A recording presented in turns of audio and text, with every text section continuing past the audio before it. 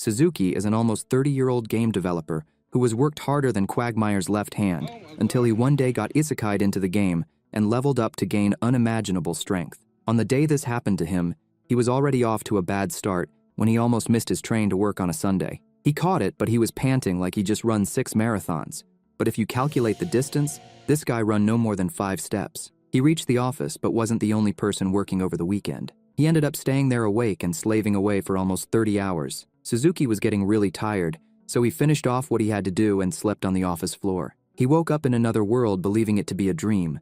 His phone wasn't functioning, but the fact he looked younger confirmed to him that he was indeed dreaming. He found it amazing that he had access to the game's interface, and his in-game name was Satu, but we'll still call him Suzuki. No sooner did he enter the world, and he was already being targeted by an army of high-ranking lizard people. Since he was only at level 1, that boy hid like he was in a Mr. Beast hide-and-seek video, but they snuffed him out and fired an arrow which cut his face cheek. His position was compromised, so they began to rain arrows on him heavily. He took shelter and decided to at least fight back. He, however, accidentally activated 3 meteor showers, which completely eradicated the lizards. He began to level up faster than Yuya the Rizzler. After the annihilation, there was only one survivor left who was an elite lizard man and the captain. It challenged Suzuki to a fight, and although the guy was afraid at the start, he was encouraged to battle when he noticed that its life bar was low, so he fought dirty and was able to get the win. Even he couldn't believe he defeated the guy, and the whole experience was beginning to feel a little bit too real to him. He searched everywhere in the UI on how to log out,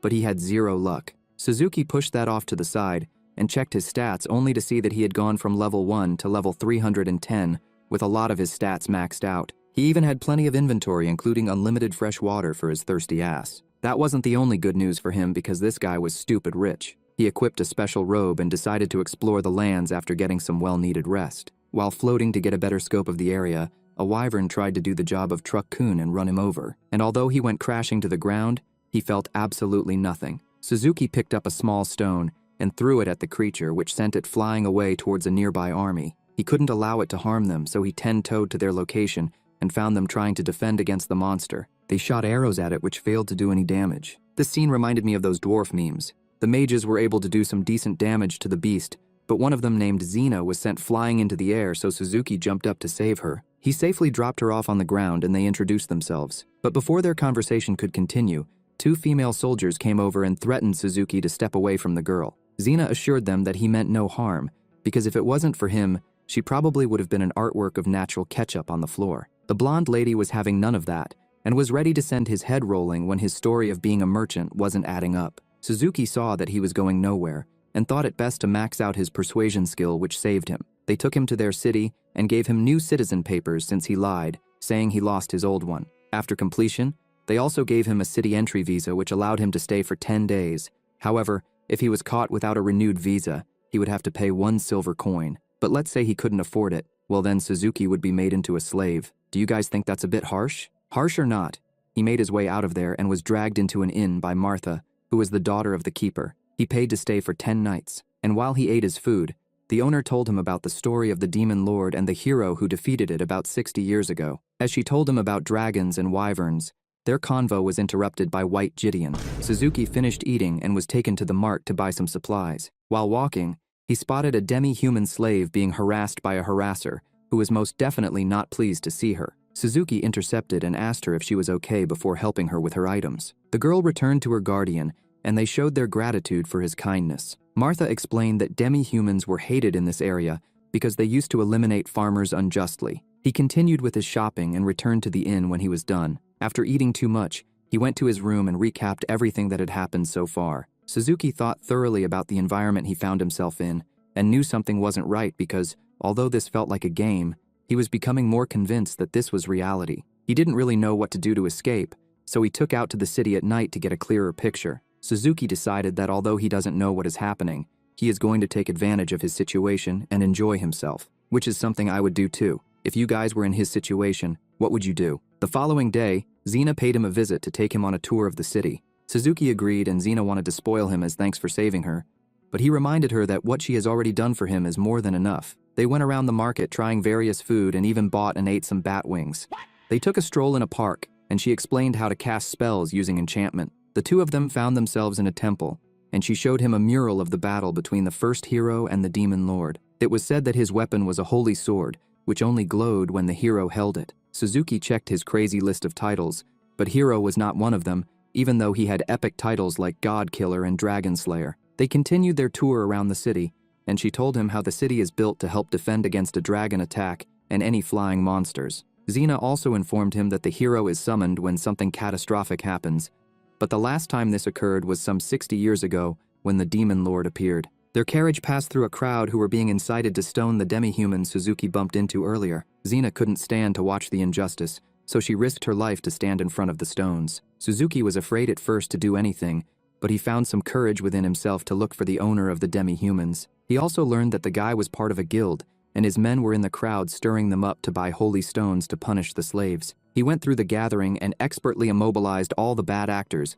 including their leader. Suzuki then placed him in front of the people and informed the crowd of their plan to sell normal stones as holy to make money. It turns out that the man had a demon living in his body, so it eliminated him and came out. This meant that the demi-humans no longer had a master, so Suzuki broke their chain to free them, which made him their new owner. The demon used its dark magic to transport them to a labyrinth which belonged to its superior. Suzuki was with the 3 demi-humans. He didn't like their names, so he changed it to more humane names. He offered them clean clothes and medicine to wash and heal up. He then fed them well, which they were grateful for. Suzuki scanned the entire cave, and boy was that thing huge. It looked like some type of ant's nest. He saw that the others who were in the vicinity were also transported. He noticed that the cave was littered with monsters, so he gave the adult slave named Liza a blade that she could use to protect herself. He ordered the white-haired girl named Tama to inform him if she saw anything up ahead since her sight was amazing. Suzuki told the other girl named Pochi to notify him if she smelt anything suspicious,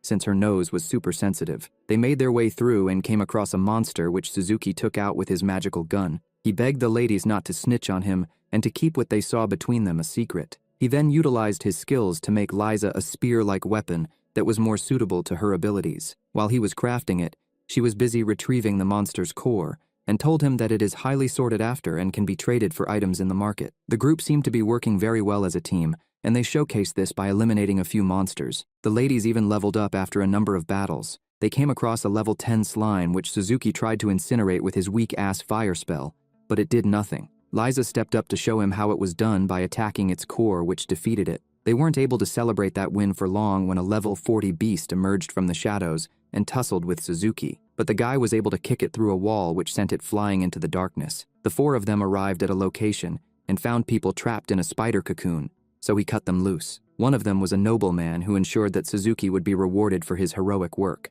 As Pochi was freeing one of them, it turned out to be that annoying guy from before who was harassing them in the market. And although he was being saved by her, he still showed his ignorance and bigotry when he threatened the very girl who was trying to save him. Suzuki ordered her to leave him in it and told the guy to find his way out himself, since he thought he was superior to demi-humans. The new party finally arrived at the location of the others who were struggling against the slimes. The stupid harassing boy was almost devoured by a slime, but he was saved again by the demi-humans he disliked. He couldn't believe that he was so useless and had to be saved, and you could see the embarrassment all over his dumb face. Suzuki was also fighting hard and saved Xena from a slime that almost had her for lunch. The soldiers were trying to find a way out of there, but instead discovered a treasure box which they opened. The demon who trapped them inside emerged and was shocked to see that so many people survived. It cast a spell that confused everyone to attack each other. But Suzuki put the 3 demi-humans to sleep before they could do damage to the innocent humans. The Major's fire spell wasn't working on the demon, so Suzuki had no choice but to join the fight. However, he did not want to reveal his power, so luckily for him, the wolf monster from earlier on gave him the perfect opportunity to disguise himself when he was knocked through a secret opening. He defeated the wolf with one swing of the holy sword. He then put on the mask and wig he purchased from the market earlier on. It was the perfect disguise since no one knew who he was when he returned to defeat the demon. The demon was shocked that he was being manhandled by a mere human, so it used the last bit of its power to summon a demon lord who was part of the Demon King's inner circle. The high-level demon lord ate the little demon and stood to face Suzuki. He brought out the holy sword again, but it didn't glow since he didn't have the hero status. Luckily for him, since he was overpowered, all the monster's attack had no effect. Suzuki dug deep into his brain and remembered Xena telling him that the only way to defeat a demon lord is by either using magic or magical weapons. He maxed out his fire shot and fired it at the demon, which did significant damage, The explosion was so huge that everyone thought that it was an advanced spell. The demon was still alive, so since he could not use the holy weapon, he equipped his divine blade, which was able to eliminate the demon lord. The entire group were sent back to their world, and the bigoted boy from before came to apologize for being so mean to them earlier on and asked for forgiveness. Well, at least he was able to see his mistakes. That's commendable. Suzuki officially made the demi-humans his slaves and even received the title hero. He even acquired 2 more slaves, though that was not part of his plan. They all introduced themselves and the girls became friends in less than a minute. Arisa, who was the purple-haired one, was more social than Lulu, who was shy and reserved like me. Suzuki knew that Arisa was from Japan after she addressed him with honorifics, but he wanted to wait until later to address her about it. The ladies were hungry, so Suzuki treated them to an amazing spread of food they could never have dreamed of eating as slaves. When they finished eating, he even took them shopping to buy new clothes to further strip them off their slave status. Suzuki returned to the inn and requested for more space for the girls, but the lady informed him with regret that all the rooms were already booked. The people who were having dinner were giving off such evil eye towards the demi-humans. Arisa used her psychic abilities to ease the tension and managed to get them a place to stay in the stable outside. Liza and the girls went to the stable while Lulu and Arisa stayed with him in their own bed. Later that night, after he rejected Arisa's creepy advances and shut down her psychic spell, she finally revealed to him that she was from Japan. He told her never to use that spell again, and she continued with her story of how she was reincarnated in this world. She asked him if he too was reincarnated, and guessed that maybe he was summoned as a hero. Suzuki honestly didn't know what was going on, but Arisa was ready to tell him everything. She explained that those who are reincarnated are people who passed away in the previous life and began a new life here as a baby. Those who have been transferred were summoned exactly how they were in their previous world, even down to their clothes. However, Suzuki's situation was a bit different since he was much younger and wasn't wearing his original clothing. There were also no summoning circles around him. He then wanted to know how Arisa became a slave. She informed him that she ruled a kingdom using the memories from her old world, but they were eventually conquered, and she was taken as a slave. Some time passed and the kingdom was attacked by a demon. She and Lulu managed to escape, but they were found by the slave trader, and that is how they ended up in their situation. Suzuki called it a night, but he was woken up that morning by Xena and Martha. Xena run out in disgust after seeing the girls there, thinking that Suzuki was a creep. He quickly got dressed up and run after her to explain that it was all a misunderstanding, because he is not a weirdo who would do such a thing. The guy managed to get her mind off the matter by spitting game, and it worked because this girl was blushing, looking like someone spilled ketchup all over her face. He later met up with the servants and gave them money to go buy clothes and equipments. He gave Arisa permission to use her magic again if they run into any trouble. The ladies went on their way while Suzuki and Xena went on a date. Well, it wasn't really a date since his plan was to look for a home in an area suitable for him and the demi-humans. But she decided to spend the day with him doing that, so I'm calling it a date. They arrived at the Workers' Guild and met a lady called Naughty. She showed them a few properties, and although they looked nice, some of them had issues, so he wasn't able to find a home that would suit his needs. He agreed with her to come back later on in the day to see if anything came up. In the meanwhile, she suggested that they visit a new market that just opened since they had time to kill. They ended up bumping into the girls, and Arisa had changed her hair color to blonde after people were giving her strange looks. The group did some superficial shopping before making their way over to watch a play that was based on real-life events. The story goes as follows. There was a wizard named Zen who was in love with a commoner lady, but a noble also had an interest in her and forced himself to marry her even though she already had a husband. The wizard was eliminated for his love for the woman. However, his body reanimated,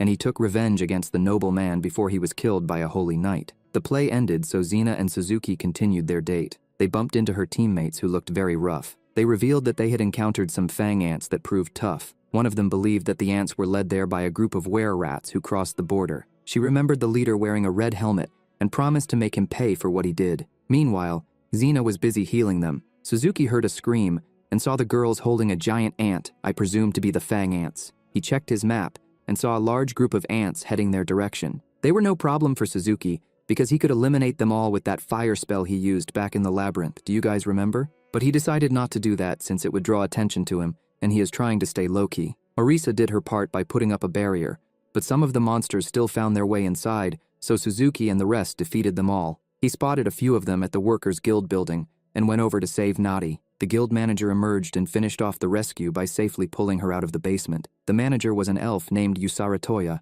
and after they introduced themselves, Suzuki made his way outside before returning to the inn with the ladies for a celebratory feast. When he finished filling up his belly with that delicious-looking food, he ran into 2 men he had saved in that labyrinth saga so they offered to buy him a drink. He couldn't refuse, so he followed them. They ended up taking him to an unholy place to engage in demonetization activity. When that was over and he was making his way down the street, he encountered some shadow monsters who tried to finish him off, but he was able to take them all out with ease. He ran over to the two injured people and noticed that one of them was wearing a red helmet, which reminded him of what the Lady Knight said earlier. The rat man told him to take care of the princess who was wrapped up, so he did his best to patch the guy up and took them to Usaratoya's place. Nadi recognized the rat guy as Red Mask, who was an infamous wear-a-rat knight. However, the manager didn't know who he was. He did, however, know the other person who was wrapped up and referred to her as Mia, who was an elf girl. Everyone worriedly stared at Mia like they had been told she had days to live. Nadi took a closer look and was surprised that she was an elf. Mia regained consciousness for a moment and called Suzuki pretty when she noticed that he was glowing and sparkling. Their attention turned to Red Mask when he started coughing up natural ketchup. Nadi rushed out to get an ex-priest to treat him because he wouldn't ask too many questions about the situation. Suzuki wanted to escort her since it was dangerous at night. He headed back to the inn the following morning and got berated by Arisa for staying out late. He dismissed her complaints and revealed that he went to get some medicine for Lulu, but ended up rescuing a beast folk who got attacked. She was still jealous, so he assured her that it was a sour-looking old man. To be honest, Red Mask's face looks like it would taste like a lime if one licked it. All the commotion woke Lulu up, so he gave her the medication and returned to the general store. Nadi told him that they are both resting, but Mia was abnormally exhausted and had symptoms of prolonged MP deprivation. The guild manager's mana transfer magic had not been as effective as expected. Nadi was sure that a mana potion would speed up her recovery, but they were expensive. Suzuki checked Mia's stats to make sure that she was not cursed or sick, and noticed that she had woken up. He alerted Nadi of the development, so she went up to check on her and explain the situation. Mia was more interested in Suzuki and wanted to meet her savior, so he entered and introduced himself. She assumed that he was a spirit user, but he assured her that he had never met one before. Turned out that Mia had a gift called Spirit Sight. She vaguely explained to Suzuki how spirits look like when they were left alone. The guy also acquired the Elvish language skill from her. As they discussed further, he learned that the spirits flow along ley lines to live off the mana, and they have unique characteristics. He excused himself to give Mia a chance to rest. He reached the inn to find Pochi and Tama learning using the educational cards he bought. He joined them for a bit and corrected some of their mistakes. The party later had lunch together where Suzuki narrated the situation to the girls. They all wanted to meet Mia, so they went there after eating and the girls became friends very quickly. Suzuki left them to bond so he could talk to Nadi. She recalled that he was a merchant but didn't have a cart. The guy parroted the same lie he's been using since episode 1 about how the starfall made his scared horses take off with his carriage. She was aware of one for sale and recommended he buy it if he had the money since the owner was retiring. He rejected the suggestion at first because he didn't know how to drive a cart, but Lulu disclosed that she could teach him, so he decided to buy it. He used the system to assess the value of a passing cart and gave Nadi the money to get it for him. He told her to keep the change, which surprised her. The party later went to the forest for some camping lessons. They set up their tents and began to prepare their food. The beast kids he helped earlier brought some berries as thanks. He was grateful and sent them away with some jerky. After the camping lesson, he went to take delivery of his cart. Arisa suggested that they use it to return Mia home.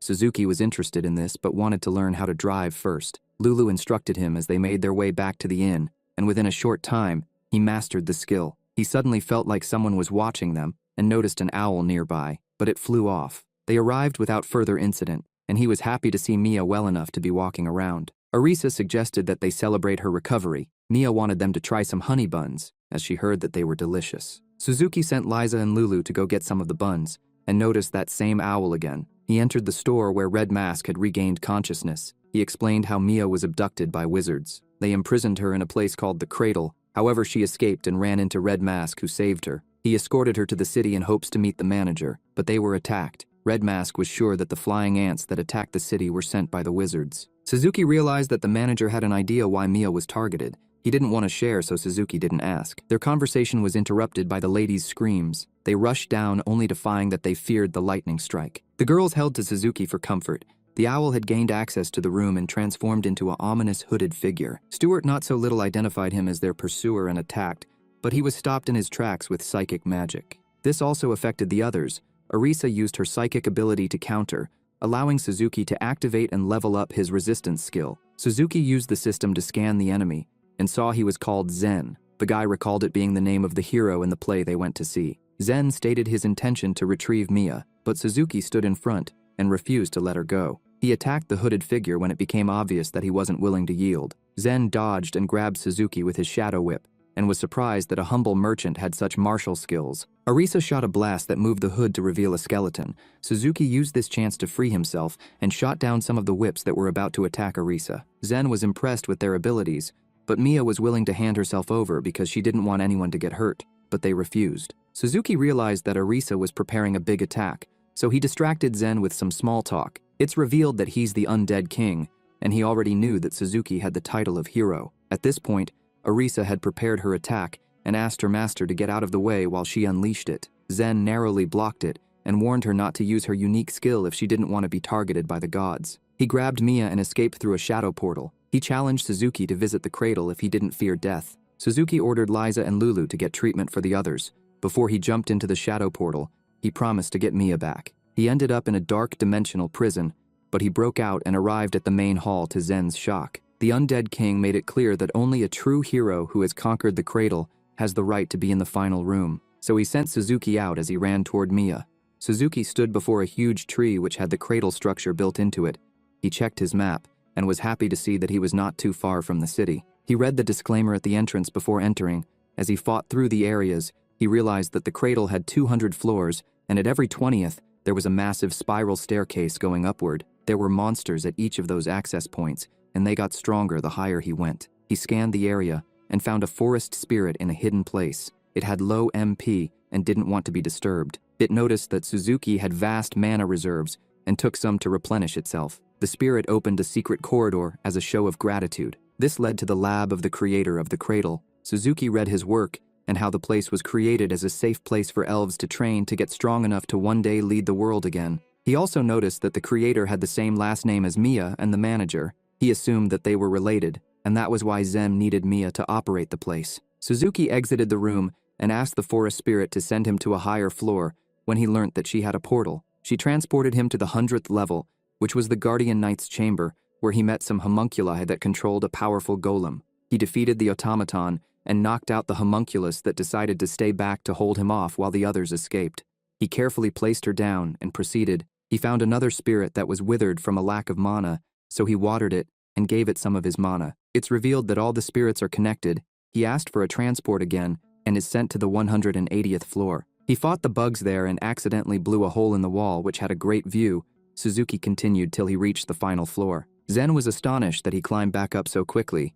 Suzuki was hoping to retrieve Mia without a fight. The undead king told him to shut up and fight his lackeys before he could even breathe the same air as him. However, he did promise him a holy sword if he won. Zen summoned the homunculi along with more golems. He gave them all stat boosts before leaving with Mia. Despite being outnumbered, Suzuki skillfully destroyed all the golems, but he realized that the homunculi were fighting so hard, even though their master treated them like pawns. He methodically knocked them out, and the last one pled with him to make their master's wish come true. Zen applauded him for such a magnificent show of strength as he entered the throne room. The undead king gave him the holy sword as promised. Suzuki wanted to hear what his wish was. Zen disclosed how he just wanted to find a hero that was capable of eliminating him. He was reincarnated into this world by the gods after he met an unjustly demise. In this new life, he met a remarkable wife. But things took an ugly turn when a nobleman fell in love with her and imprisoned him in an attempt to get access to her. He was then executed on false pretense. His family and wife were also wiped out because they didn't agree to the nobleman's proposal.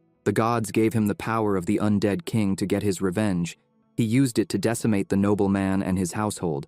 Zen then looked for a means to end his life so that he could rejoin his wife, but he realized that the god's blessing would not allow him. After hearing this sad tale, Suzuki used the holy weapon he just acquired to take out Zen. He expressed his gratitude and happiness that he can now meet his beloved. The undead king's essence disappeared, but a different presence emanated from his musty robe. The voice chuckled and congratulated the hero on his win this time. Suzuki sliced at it as it disappeared. The cradle system begun its self-destruct sequence before he could process what just happened. It advised that everyone evacuate the facility. Suzuki woke Mia up, but she was not able to override it. But it gave her the ability to teleport out, so he gathered the homunculi and sent them with Mia.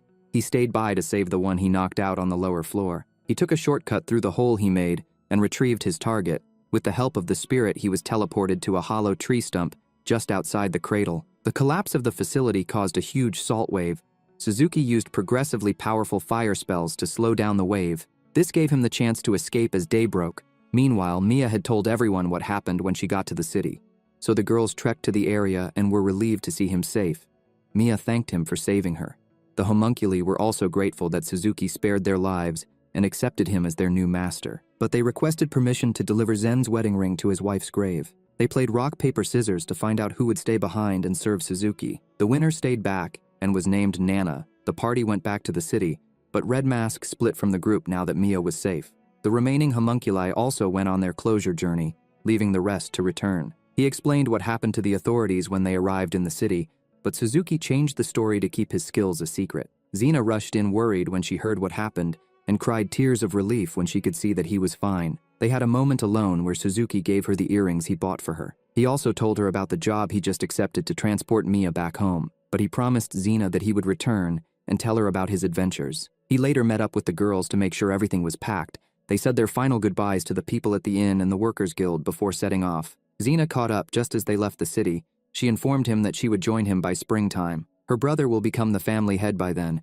and he has given her permission to do as she wishes. Suzuki left looking forward to that day. The party later took a break and said their thanks while enjoying some food. Suzuki highlighted everyone's hard work in putting such an excellent meal together. He noticed Mia picking the meat out of her food and advised her not to be a picky eater, but she informed him that elves don't eat meat. The party were full after clearing all the food. Liza made some pancakes for them to nibble on once they commenced their journey. Arisa volunteered to store it in her item box. Suzuki was fascinated by it and acquired the skill. She explained that it took mana to deposit and withdraw items from it, so she couldn't use it all the time. He wondered what the difference were between it and the storage he had been using. This prompted him to make the intention to investigate when he had time. In the meantime, the party made preparations to set off. Arisa made a complaint about the straw filling used to make their cushion seats and how it was prickling their backs. So Suzuki used goatskin to solve that problem. He then used the remaining materials to make stuffed animals for everyone. The group set off on the next stretch of their journey without incident. They later took another break and Suzuki prolonged it when he realized how much fun everyone was having. He even gave Tama and Pochi a mission to search some stone ruins nearby. Arisa overheard and got excited, so decided to follow them. His attention was taken when he heard Mia using a leaf to play an amazing melody. The others later joined to learn how to do the same. Suzuki was terrible, so he activated the musicianship skill and upgraded it to level 10, but he was still bad. Arisa interrupted to pull him away to show him that the stone ruins were Toral gates. This triggered him to get a flashback of a childhood friend at his granddad's place, talking to him about reincarnation. Arisa snapped him out of his vision, and he checked to make sure that someone didn't psychologically attack him. The system highlighted a broken travel gate, but he was not interested in fixing it. Later that evening, they ate the pancakes before departing. They continued to entertain themselves while in the carriage. Suzuki searched his storage and found a spellbook on shadow magic. He got it among other mementos when he defeated Zen, so he decided to use it as an opportunity to learn magic. After some trial and error, he ended up creating a new spell and hoped that Mia could try to use it when the time was right. The system alerted him to some rat men inside an upcoming carriage. From their names, Suzuki recalled that Red Mask set off to find his friends because they all got separated while trying to protect Mia. He asked Liza to stop so that he could negotiate the release of the rat men that were held captive. Mia recognized all of them, and they were ecstatic to see her safe. We learned that they acted as decoys, which allowed Mia to escape the cradle. The rat men wanted to go on ahead because they had something they had to attend to. Meanwhile, the party set up camp for the night. Tama and Pochi got dirty helping Suzuki hunt for their dinner. While Liza prepared it, Suzuki got Mia to try the new spell he created. It cleaned and dried them in an instant, and after a tasty meal, the girls got some sleep. Suzuki used this time to test the difference between the item box and his storage. He found that his storage was superior because the things placed inside were not affected by time, unlike the item box. The following day, they set off again and met up with the rat men who had gone ahead to create a grave for all their comrades who lost their lives protecting Mia. She paid her respects and prayed for them to rest in peace. The group arrived at a city, and Suzuki decided to have a night to himself at a tavern. His server admired him, but she fell in love when he bought drinks for everyone present, when he could sense tensions rising in there. After his meal, the server showed how much she admired him. The party set off the following morning, and Arisa complained about his nocturnal activities. Her yapping was interrupted when they saw that a city official had bumped into some common folk, but he didn't apologize and rather berated them for getting in his way. Suzuki felt sorry for the injured peasant and gave him a recovery potion to heal himself. He was so grateful since even low-grade potions were expensive. Arisa didn't mind the gesture, but hoped that they would have enough for themselves if they needed some. This incited Suzuki to learn alchemy so that he could make his own potions. He spent the day practicing and soon realized that he was running out of material. He checked his map and found the nearest town, which was a day's ride away. As they got closer, Suzuki noticed that the map had a lot of blank areas. He didn't want to put everyone in danger, so he decided to avoid those spaces. However, he would explore them himself later. They reached town and were directed to an alchemy shop by a local. As they entered, a hooded man barged past them on his way out. His assistant followed with a sack full of goods as they went to the next shop on their list. Suzuki proceeded into the shop and was told by the vendor that there is a shortage of some materials. She was also out of vials for potions, because they were all bought by the man he bumped into. She suggested he get it directly from the pottery workshop if he needed them urgently. Suzuki sent Liza back to prepare dinner while he went to talk to the pottery artisan, but his apprentice was the only one around. He later got a disguise and doubled back to the alchemy merchant where he illegally traded some of his monster cores for high-level magic scrolls. That night, he learned the spells and went to explore the blacked-out areas of the map. He accidentally passed through a barrier which triggered an attack from the residents of that area of the forest. The fight was stopped when the witch of the Forest of Illusions held back her apprentice. The old lady introduced herself as the guardian over the mana source in the area. She took Suzuki to her tower and apologized for her apprentice's rude behavior. It's revealed that Red Mask gave Suzuki a bell that identified him as an emissary of the elf homeland. The apprentice named Inenemana also came out to say sorry for her actions. They were working on some potions for the count of the area.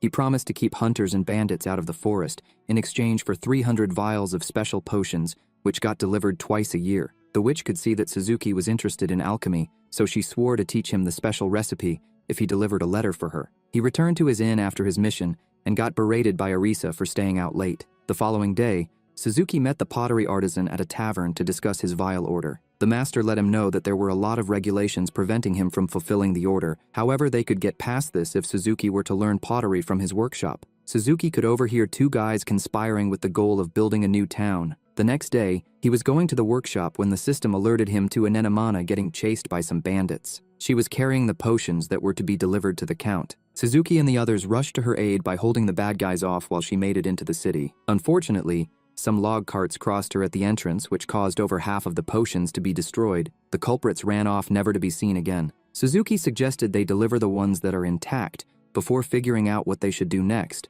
They explained the situation to Birkins, who was the assistant viceroy of the city. He still wanted the full consignment to be delivered by sundown that day. Suzuki realized that he wanted the pact to be broken. This was further confirmed when he saw the nasty official at Birkins's side. He recognized their voices as the two who were conspiring at the tavern. They intended to get rid of the Forest of Illusion and build their new city there. Suzuki couldn't let that happen, so he negotiated for Birkins to accept replacement potions that were of the same quality as the witches. He asked for the agreement to be recorded in writing, but the official was confident that they would not make the delivery in time. Meanwhile, the girls had already gathered the herbs. Inenemana still believed that it was impossible because they didn't have vials. Suzuki now understood that the official was the one who bought out all the vials in the city. The artisan was stunned to hear the number of containers they needed by sundown. Suzuki didn't want to get him involved with their issues, and only wanted him to allow them to use his facilities. He could see in their faces that it was important, so he agreed, and even offered to help despite knowing it was impossible. The girls struggled to shape the vials, but Suzuki was a natural because he upgraded the relevant skills. The master was amazed by how good he was considering this was his first time making them. The reason he said it was impossible to make completed vials soon became apparent. It normally took 5 days to 1 month to dry depending on the thickness, otherwise the product would burst when placed in the kiln. Suzuki created a spell that dried out the clay instantly and taught it to Mia. The artisan was amazed and was now confident that the vials would be done on time. They worked at factory speed and efficiency to get the vials prepared for the kiln.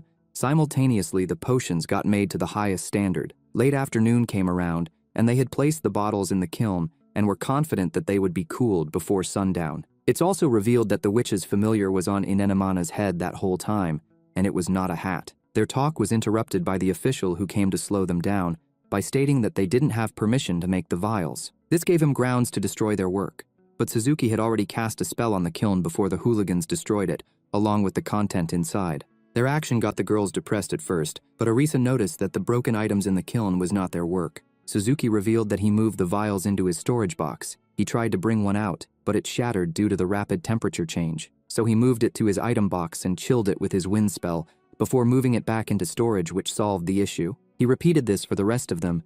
Everyone nervously waited as all the potions got bottled and cheered when they were told that it was a success. They delivered the goods on time and headed to Birkins's office to get his signature confirming that it was completed. He and the terrible official refused to believe this, but their subordinates confirmed the quality and quantity. Suzuki assured them that this was achieved through wit, hard work, and friendship. Birkins still didn't want to sign the note.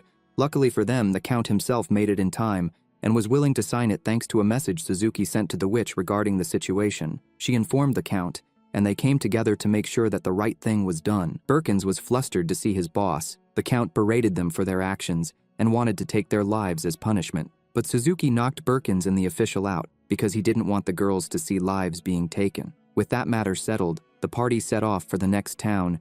Inanimana gave him a lantern as thanks for his help. The witch also showed her gratitude by making him a friend of the witches. He sent a letter to Xena updating her on their journey. He detailed how much fun he was having and his hope that she would join them soon. Meanwhile, Suzuki read a story about the gods of their world to the girls and continued to keep them safe on their journey as they took it one day at a time, bringing the season to an end. Don't forget to like, comment, and subscribe if you enjoyed the video. Okay.